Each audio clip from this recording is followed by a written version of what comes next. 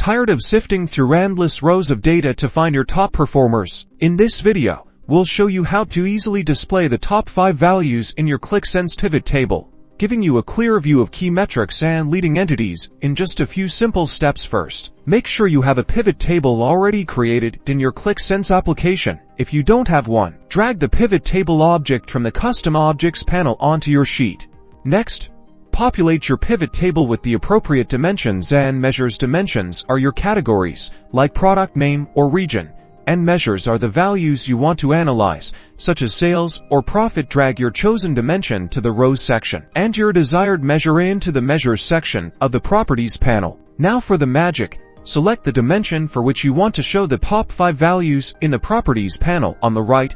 Scroll down until you find the Limitation section. Click on it to expand the options. In the Limitation section, find the Show drop-down menu. By default, it's likely set to All. Change this to Top in the number input field next to it.